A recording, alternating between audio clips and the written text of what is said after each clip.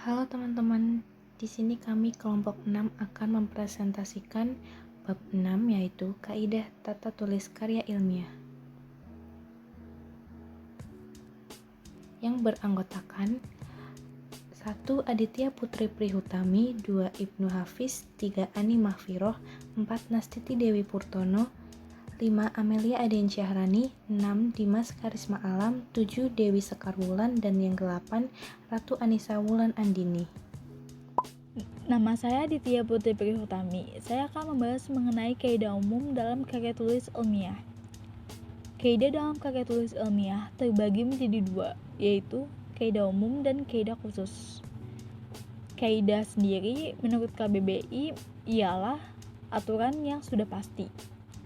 Kaidah umum dalam karya tulis ilmiah merupakan aturan mengenai penggunaan bahasa Indonesia yang baik dan benar, baik dari segi ejaan hingga penulisan dalam karya tulis ilmiah.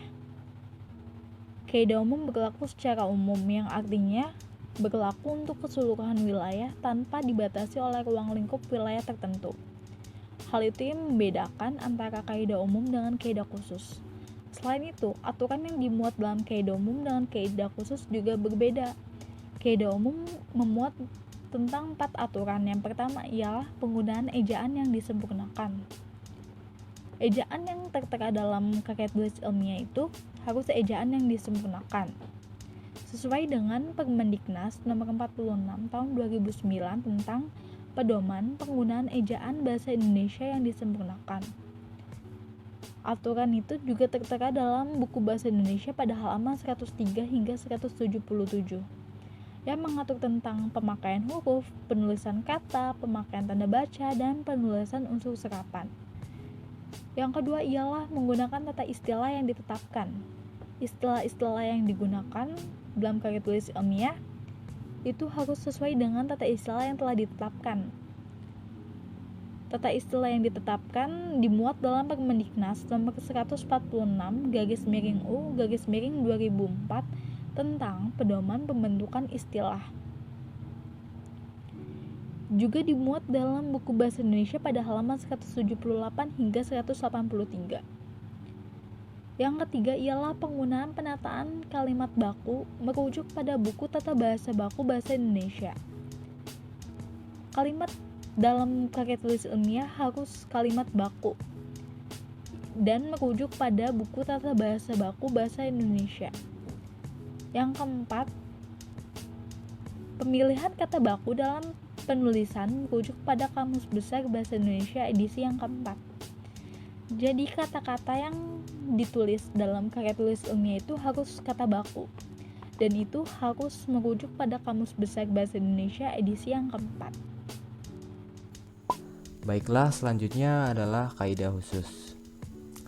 Kaidah tata tulis karya ilmiah yang bersifat khusus secara definisi adalah aturan penulisan karya ilmiah yang bertolak dari konvensi aturan-aturan penulisan yang lebih bersifat teknis yang harus diikuti oleh penulis karya ilmiah dalam lingkup wilayah tertentu. Jadi simpelnya, kaidah khusus adalah aturan penulisan karya ilmiah yang tidak biasa atau bisa dikatakan aturan penulisan karya ilmiah yang spesial. Dan kaidah khusus ini itu meliputi 4 bagian. Yang pertama adalah cara menulis judul dan subjudul. Yang kedua, cara merujuk dan menuliskan daftar pustaka. Yang ketiga adalah cara menyajikan tabel dan gambar. Dan yang terakhir atau yang keempat adalah cara pengetikan yang praktis.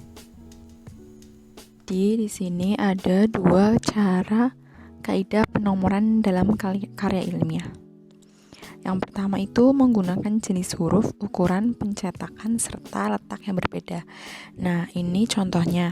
Contoh di tulisan karya ilmiah. Bab 1 itu menggunakan bold dan hurufnya kapital semua. Judul makalah atau judul babnya juga menggunakan bold dan hurufnya kapital semua. Ditulis di tengah.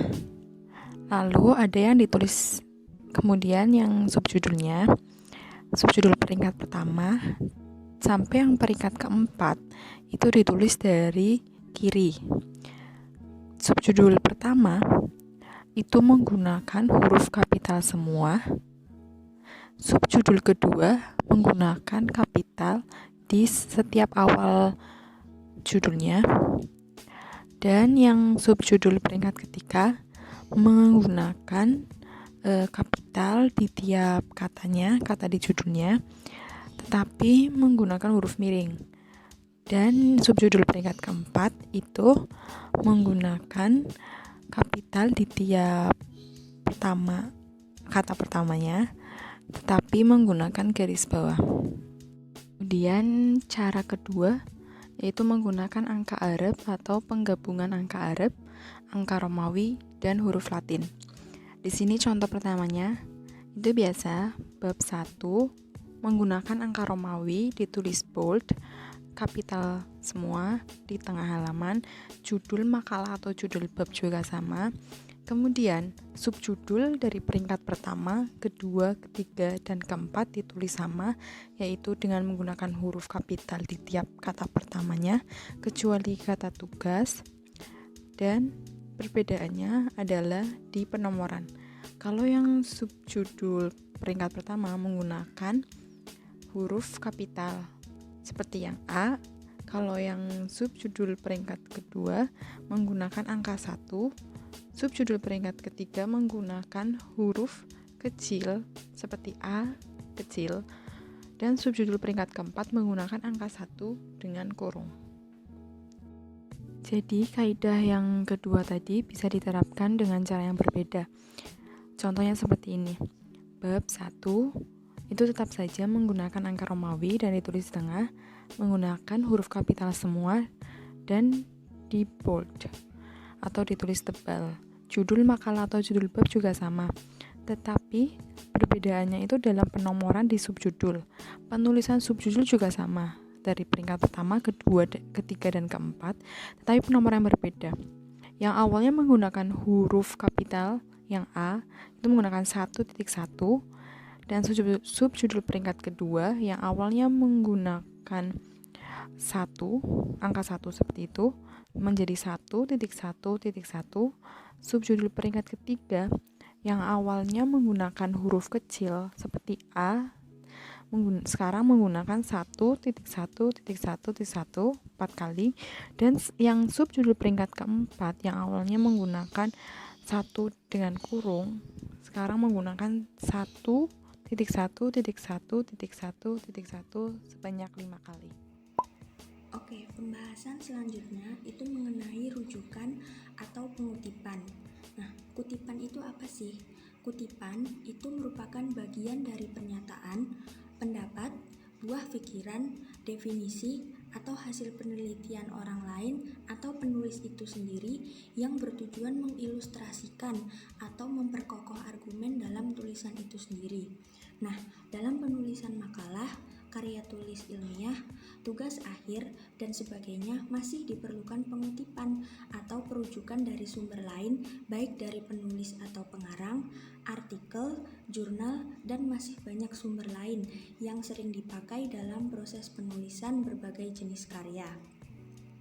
Oke, kutipan itu merupakan salah satu kelengkapan dalam penulisan makalah yang dapat memberikan penegasan bahwa suatu karya, baik makalah ataupun karya ilmiah yang ditulis atau disusun oleh penulis, tidak sepenuhnya dari pendapat, gagasan, dan materi pribadi penulis, melainkan meminjam atau mengambil dari sumber lain. Seperti itu. Oke, lanjut ke poin yang pertama, yaitu cara menulis nama pengarang dalam kutipan langsung. Yang pertama, penulisan itu dilakukan dengan menyebutkan nama terakhir kedua pengarang. Hal ini dilakukan jika ada 2 pengarang. Yang kedua, jika pengarang lebih dari 2 orang, maka perujukan dilakukan dengan cara menulis nama akhir pengarang yang pertama, kemudian diikuti kata DKK untuk Indonesia dan @ atau AL untuk orang asing. Jika nama pengarang tidak dituliskan, maka yang dicantumkan adalah nama lembaga yang menerbitkan, nama dokumen yang diterbitkan, atau nama koran atau majalah. Kemudian Dalam karya ilmiah terjemahan, rujukan yang dilakukan dengan cara menyebutkan nama pengarang aslinya. Kemudian yang terakhir, rujukan dari dua sumber atau lebih yang ditulis oleh pengarang yang berbeda itu ditulis dalam satu tanda kurung yang dibatasi tanda titik koma sebagai tanda pemisahnya. Oke, yang kedua itu cara merujuk kutipan langsung. Nah, di sini ada 3 kategori. Yang pertama itu ketika kutipan itu kurang dari 4 baris. Yang kedua, ketika kutipan itu lebih dari 4 baris, dan ketika di dalam kutipan itu ada kata atau kalimat yang dihilangkan. Oke, kembali ke poin pertama, yaitu ketika kutipan itu terdiri dari kurang dari atau sama dengan 4 baris. Nah, kutipan seperti ini ditulis di antara tanda petik 2 sebagai bagian terpadu dalam teks utama dan disertai nama pengarang, tahun, dan nomor halaman. Kemudian, ketika lebih dari 4 baris, kutipan ini ditulis tanpa menggunakan tanda petik dan diletakkan di garis yang baru terpisah dari teks yang mendahului. Yang terakhir, ketika ada kata atau kalimat yang dihilangkan dalam kutipan, penjelasannya seperti ini. Jika ada kata yang dihilangkan, maka diganti dengan 3 titik. Tapi ketika kalimat yang dihilangkan itu diganti menjadi 4 titik. Jenis yang kedua dari kutipan adalah kutipan tidak langsung. Kutipan tidak langsung merupakan kutipan yang mengutip kalimat kembali dengan cara mengubah atau meringkas kalimat dari sumber asli, tetapi tidak menghilangkan makna murni dari sumbernya. Jadi, si penulis ini mengambil beberapa kalimat atau kata dari seorang tokoh atau sumber yang ingin ia kutip. Dan hasil pengutipan ini nantinya boleh diubah, tetapi tidak boleh menghilangkan makna murni dari sumbernya. Ciri-ciri kutipan tidak langsung yang pertama, ide, pikiran, atau pendapat yang dikutip tidak mengalami perubahan. Yang kedua, mengalami suatu perubahan yang jelas pada kalimat teks yang dikutip. Yang ketiga, tidak ada nomor pengutipan tanpa tanda petik 2 di akhir kalimat. Dan yang keempat, dijabarkan sesuai pemahaman penulis terhadap teori atau kalimat yang ingin dikutip. Aturan penulisan kutipan tidak langsung yang pertama, kutipan tidak langsung ditulis dengan perubahan, yaitu berdasarkan pemahaman penulis terkait referensi yang dijadikan kutipan tanpa adanya perubahan ide. Yang kedua, kutipan tidak langsung diakhiri dengan nomor kutipan, serta tidak diakhiri dengan tanda petik 2. Yang ketiga, jika berbahasa daerah atau bahasa asing, kutipan ditulis dengan huruf miring. Dan yang keempat, jika ada kesalahan ketik pada kutipan, tambahkan kata SIC dalam kurung di kanan kata yang salah. Dan yang terakhir, jika ada penambahan komentar ditulis menggunakan tanda kurung. Dan di sini diperlihatkan beberapa contoh dari kutipan tidak langsung. Pada contoh yang pertama ini memperlihatkan adanya perubahan beberapa kata karena penulis menggunakan pemahamannya sendiri, namun makna yang ingin disampaikan tidak berbeda. Untuk contoh yang kedua dan ketiga memperlihatkan bahwa yang ada pada dalam kurung itu merupakan sumber kutipan. Untuk contoh yang keempat dan kelima ini memperlihatkan pada akhir dan awal kalimat itu ada nomor kutipan. Assalamualaikum warahmatullahi wabarakatuh. Di sini saya akan menyampaikan materi tentang penulisan daftar pustaka. Pertama-tama, saya akan menjelaskan pengertian dari daftar pustaka. Daftar pustaka adalah daftar yang ada dalam karya ilmiah, misalnya makalah atau skripsi, yang berisikan identitas buku dan pengarang yang disusun secara alfabetis. Setelah nama marga pengarang dikedepankan. Daftar pustaka pada karya ilmiah ditulis langsung setelah teks berakhir, tidak perlu ganti halaman baru. Sedangkan daftar pustaka pada makalah, buku, atau penelitian ditulis dengan berganti halaman baru. Kedua jenis penulisan daftar pustaka diberi judul daftar pustaka. Cetak tebal dengan huruf tegak, kapital semua, ditulis mulai dari bias kiri untuk artikel dan di tengah untuk jenis karya ilmiah lainnya. Jarak dengan teks di atasnya 4 spasi. Adapun unsur yang ditulis dalam daftar pustaka secara berturut-turut yaitu pertama, Nama pengarang tulis dengan urutan nama akhir, nama awal, dan nama tengah, tanpa gelar akademik. Yang kedua, tahun penerbitan. Ketiga, judul termasuk subjudul. Keempat, tempat penerbitan. Dan kelima atau terakhir, nama penerbit. Unsur tersebut dapat bervariasi tergantung kepada jenis sumber pustakanya. Selanjutnya yaitu ciri-ciri dari daftar pustaka. Pertama, diambil dari suatu buku, majalah, makalah, surat kabar, internet, orasi dalam karya ilmiah, dan sebagainya. Yang kedua yaitu berisikan nama, pengarang, atau lembaga.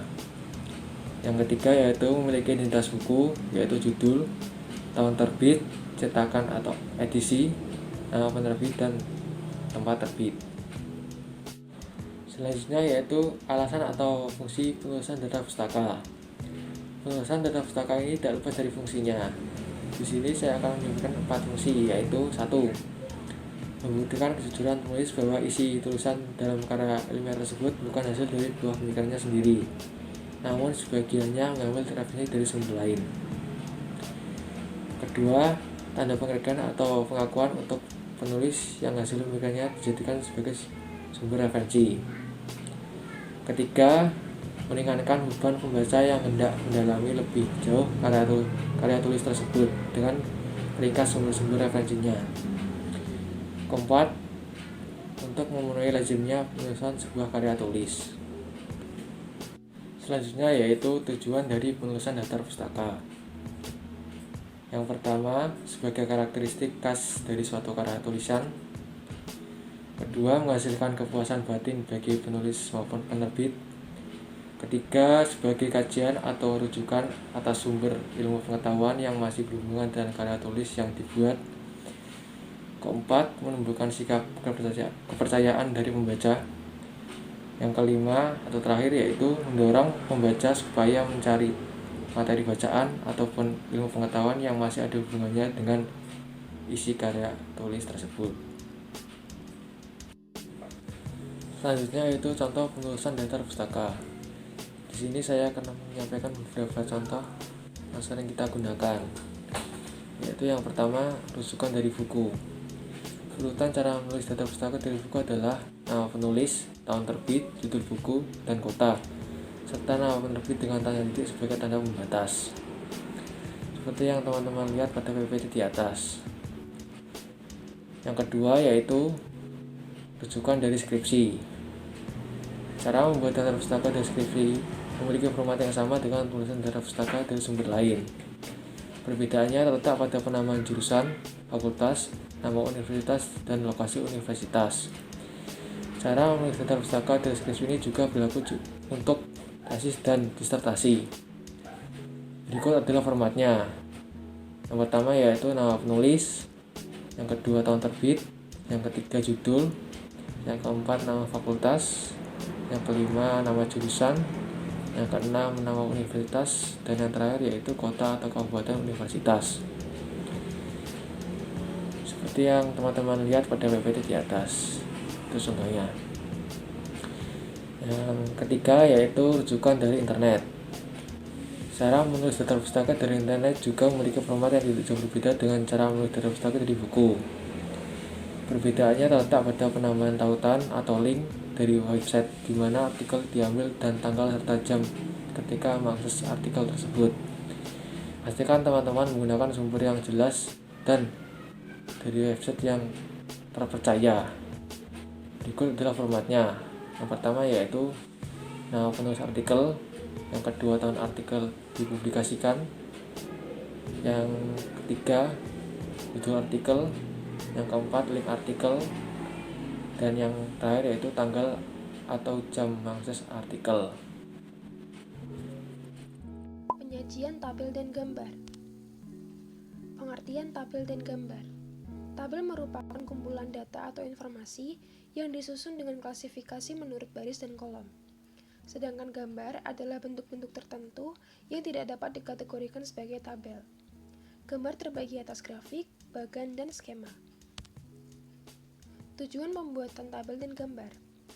yaitu untuk memberikan ringkasan data-data penelitian yang penting, serta untuk meningkatkan pembaca dalam memahami informasi dalam dokumen. Ketentuan penyajian gambar dan tabel. Yang pertama, penomoran pada tabel dan gambar. Gambar, grafik, dan diagram diberi nama gambar. Tabel dan gambar ditempatkan di antara bagian teks yang paling banyak membahasnya. Bila tabel ditulis dalam posisi tidur atau landscape, sisi atas tabel adalah sisi yang dijilid. Tabel dan gambar selalu simetris di tengah terhadap halaman. Nomor tabel dan gambar harus menyertakan nomor bab di mana tabel dan gambar tersebut berada. Bila dalam suatu TA hanya terdapat satu buah tabel atau gambar, maka tabel atau gambar yang hanya satu tersebut tidak perlu diberi nomor. 2. Penulisan judul pada tabel dan gambar. Pada tabel, judul ditulis di atas tabel, rata kiri atau simetris di tengah terhadap tabel yang bersangkutan. Judul tabel ditulis langsung mengikuti nomor tabelnya. Sedangkan pada gambar, judul ditulis di bawah gambar berjarak 1,5 spasi, simetris terhadap gambar yang bersangkutan. Judul gambar ditulis langsung mengikuti nomor gambarnya.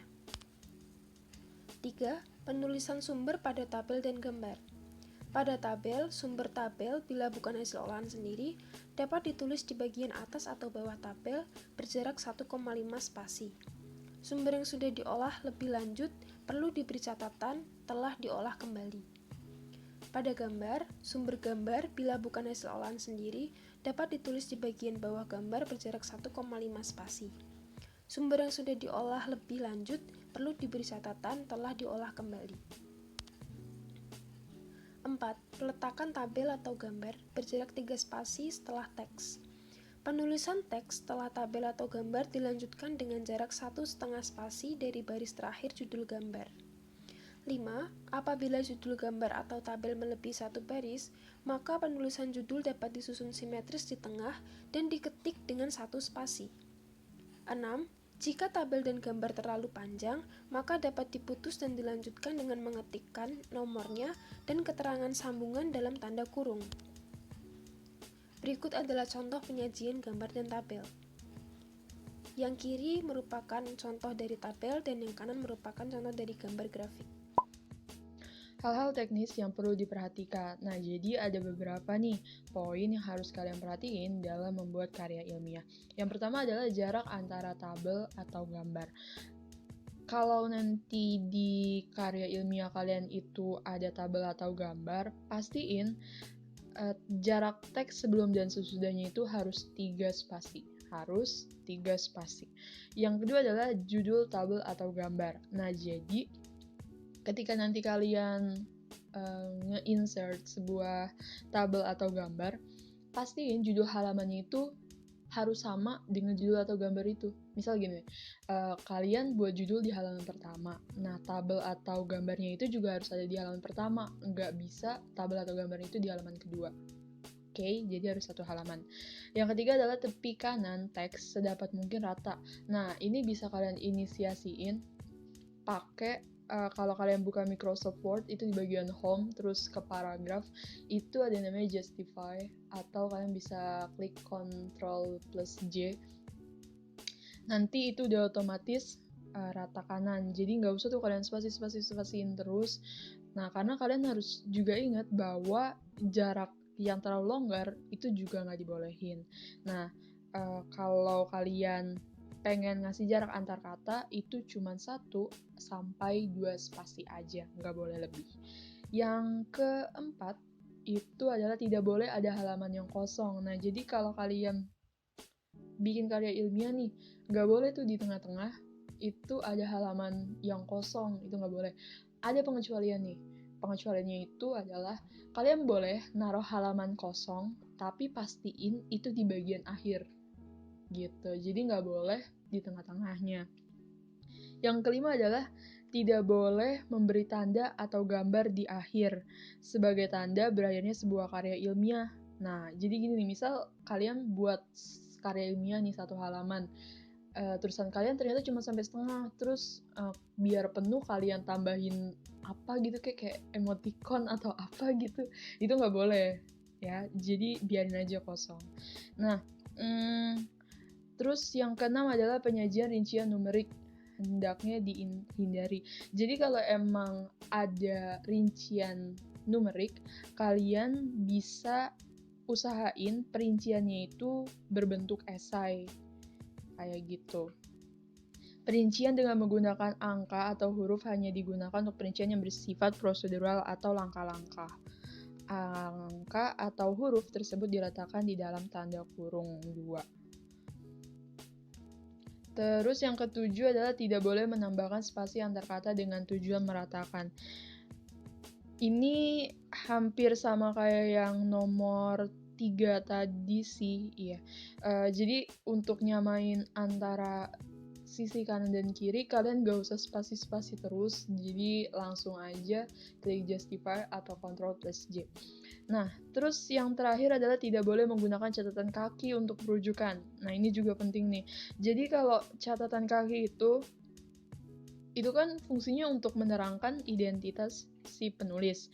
Nah, itu kalian bisa nambahin, tapi harus di halaman pertama aja. Gitu. Jadi kalau kalian pengen nambahin identitas kalian sebagai penulis, kalian bisa cantumin itu di halaman pertama.